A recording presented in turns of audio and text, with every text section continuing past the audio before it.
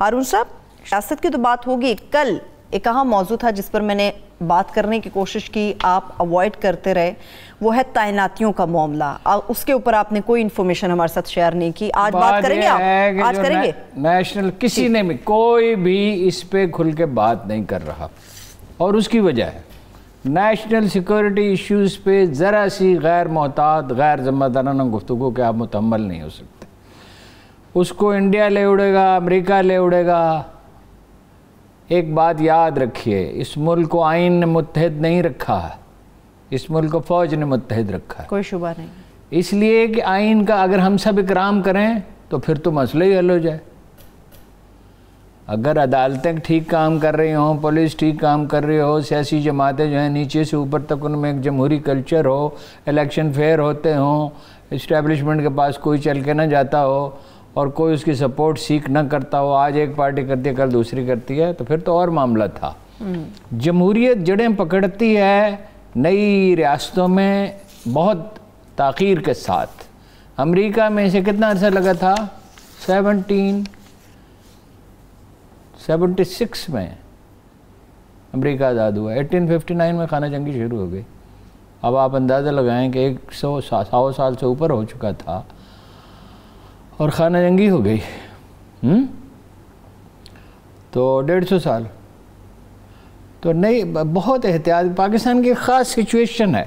پاکستان کی سچویشن یہ ہے کہ اس کے پیچھے ایک ملک لگا ہوا ہے اور اس کو اب سپر پاورز کی حمایت بھی حاصل ہے کہ وہ اس کو ختم کرنا ہے. ٹھیک ہے، افغانستان میں دھماکے کیوں ہوئے؟ اس کا ہدف صرف افغانستان نہیں، پاکستان بھی ہے. فوراً پختونخوا اور بلوچستان میں ڈیسٹیبلائزیشن ہو جاتی ہے، بدامنی ہو جاتی ہے، بے یقینی ہو جاتی ہے. اس میں جو بڑے پلیئرز ہیں ان کو بہت محتاط ہونا چاہیے، مگر وہ ان میں سے اکثر انتہائی غیر محتاط.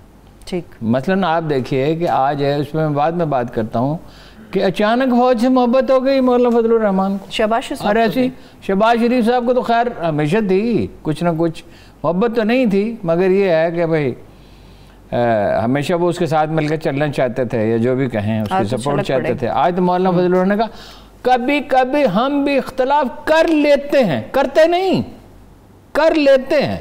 جملے پہ غور کرنے کی ضرورت ہے ذرا لفظ کی ساخت پہ. اور یہ ایک ایسا آدمی کہہ رہا ہے جو جانتا ہے کہ لفظ کب کون سا استعمال کرنا. دیکھیے، انسانی زندگی میں یہ کوئی عجوبہ نہیں ہے کہ مس انڈرسٹینڈنگ ہو جائے، یہ کوئی عجوبہ نہیں ہے کہ اختلاف ہو جائے. دیکھنا یہ چاہیے کہ وہ کہاں جا کے چلا ہے. all is well if the end is well. اگر اختتام ٹھیک ہو جاتا ہے چیزوں کا تو پھر ٹھیک ہے. 2 وفاقی وزراء سے میری بات ہوئی ہے. اب میں آپ کو ذمہ داری سے بتا سکتا ہوں کہ چیزیں بہتری کی طرف جا رہی ہیں. اچھا. ایک صاحب کا اندازہ یہ ہے، ایک صاحب نے کہا 90% چیزیں بہتر ہو گئیں. دوسرے صاحب نے کہا، اور انہوں نے کہا کہ منڈے کی شام تک چیزیں ٹھیک ہو جائیں گی. Coming Monday. ٹھیک ہے. پرسوں. جی. انگریزی کی کیا ضرورت ہے؟ پرسوں ہارون صاحب، ایک دن اتوار. ایک صاحب نے کہا کہ منگل کو ٹھیک ہو جائیں گے. ٹھیک ہے. اور جو نامہ پیام ہو رہا ہے، دونوں طرف ایسے لوگ تھے جو یہ چاہتے تھے. ہمیں معلوم ہے کہ جنیجو اور ضیاء کے درمیان اختلافات کیسے پیدا ہوئے تھے، کن لوگوں نے پیدا کیے تھے. اس کا وقت نہیں ہے، میں کسی وقت جب کوئی موقع ہوگا مدر ضیاء کی برسی پہ تو میں آپ کو بتا دوں گا کن لوگوں نے کیا تھا. لیکن اب دونوں طرف سینس پریویل کر رہی ہے. دیکھیے، ٹریڈیشن یہ ہے کہ فوج ریکمینڈ کرتی ہے اور وزیر اعظم اپروول دیتا ہے. ٹھیک. آپ کو حیرت ہوگی کہ 22ویں گریڈ کے افسر کی منظوری تو وزیر اعظم دیتا ہے تنہا، لیکن لیفٹیننٹ جنرل پہ جب تک وزیر اعظم کے دستخط نہ ہو جائیں اس کا اعلان نہیں کیا جاتا. حالانکہ وہ حق تو دیا جاتا ہے، چیف آف آرمی اسٹاف کا حق ہے کہ وہ لیفٹیننٹ جنرل کا تقرر کرتا ہے، مگر اپروول وزیر اعظم پاکستان. مگر ہر لیفٹیننٹ جنرل کو بتا دیا جاتا ہے کہ تمہارے منہ سے بات نہیں نکلنی چاہیے. ایک آدمی کے منہ سے بات نکلی تھی، چیف آف آرمی اسٹاف اس کو مشرف نے بنانا تھا، اس کے منہ سے بات نکل گئی تو فیصلہ کر لیا گیا کہ یہ اتنے اتنی ذمہ داری کیسے مظاہرہ نہیں کیا ہے. دیکھیے، اعلان تو ہونا چاہیے تھا، اعلان تو جاری ہونا چاہیے تھا پرائم منسٹر ہاؤس سے. ٹریڈیشن یہ ہے کہ فوج ریکویسٹ کرتی ہے اور اعلان ہو جاتا ہے وہاں سے. ٹھیک. ڈیفنس سیکٹری کا بھی اس کا بھی، کیونکہ پاکستان کی خاص سچویشن ہے، اعلان دوسری جگہ سے ہو گیا. اب وہ سینس پریویل کر رہی ہے، جو لوگ یہ کہہ رہے ہیں نا کہ ٹھن گئی ہے، تعلقات خراب ہو گئے ہیں، اور یہ ہو جائے گا، اور سوکھے دھانوں پہ پانی پڑا ہے، اور میسیجز بھیجے جا رہے ہیں کہ سرکار ہم حاضر ہیں، وہ آپ چند دن میں دیکھ لیں گے کیسے نہیں ہے. اب کل میں ذمہ داری کے ساتھ یہ نہیں کہہ سکتا تھا، میرے پاس انفارمیشن نہیں تھی. ٹھیک ہے. ندیم صاحب کے بارے میں ہارون صاحب کچھ بتائیے کہ ان کی قابلیت کے حوالے سے کہاں کہاں پوسٹ رہے اور کتنے میچور ہیں وہ اس پوسٹ کے لیے؟ وہ جنرل ندیم پہ کوئی اختلاف نہیں ہے، اس کی شخصیت پہ. میں نے کئی سرکاری شخصیات سے بات کی، انہوں نے کہا جنرل ندیم پہ کیا اعتراض ہو سکتا ہے.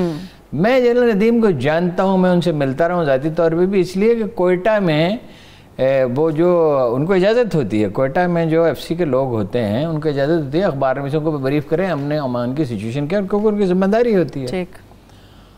تو وہ ایک یتیم بچے تھے اور وہ بہت اچھی ان کی تربیت کی گئی. ان کے بھائی بھی 22ویں گریڈ کے افسر بنے اور کمپوزڈ آدمی ہیں، سوچ سمجھ کے بات کرتے ہیں، پازیٹیو تھنکنگ کے آدمی ہیں، ان کی قابلیت میں بھی کوئی شبہ نہیں.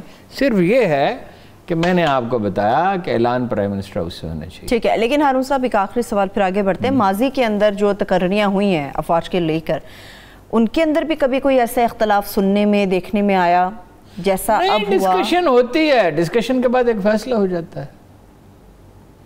اس پہ بھی ڈسکشن ہوئی اور میرا خیال ہے کہ یہ تصور قائم کیا گیا کہ بس ہو گئی یہ بات، ٹھیک ہے. ٹھیک ہے. یعنی کہ اب انشاءاللہ تعالیٰ 1-2 دن میں یہ تمام جو چیزیں ہیں وہ کلیئر ہو جائیں گی. 1-2 دن میں نہیں، 2 یا 3 دن میں، اور 4 دن بھی لگ سکتے ہیں، اس میں تو کوئی ایسی بات نہیں. انشاءاللہ اس ہفتے کے اندر یہ چیزیں کلیئر ہو جائیں گی. وہ بھی کون ہے؟ عمران خان ایسی ہے. ٹھیک ہے.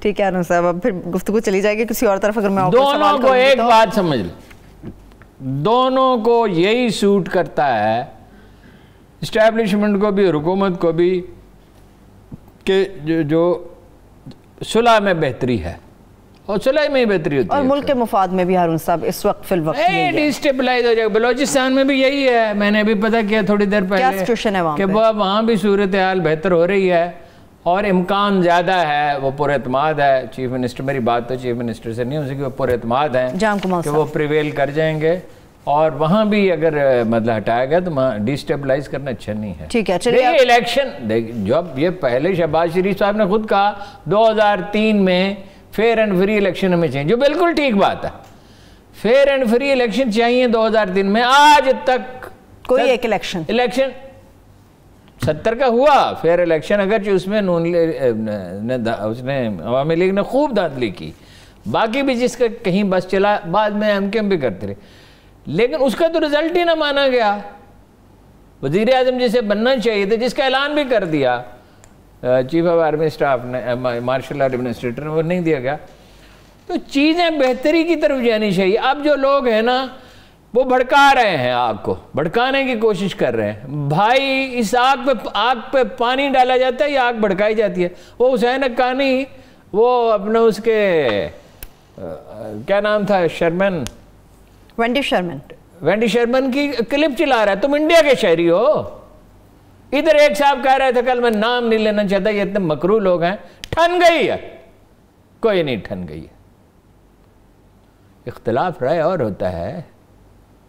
ٹھیک ہے، جب ہم میٹنگ کے لیے بیٹھتے ہیں، پروگرام کی تیاری کر رہے ہوتے ہیں، تو کیا ہمارا ایک نقطہ نظر ایک ہوتا ہے؟ اختلاف ہوتا ہے، بہت سارے معاملات پہ ہم بات کرتے ہیں. ہارون صاحب چلیے اب یہ بتائیے کہ پاک افواج کے بارے میں شہباز شریف صاحب تو چلیے ہو گیا، مولانا صاحب کا رویہ اتنا کیوں بدل گیا ہے؟ لہجہ کیوں بدل گیا ہے؟ محبت ہو گئی.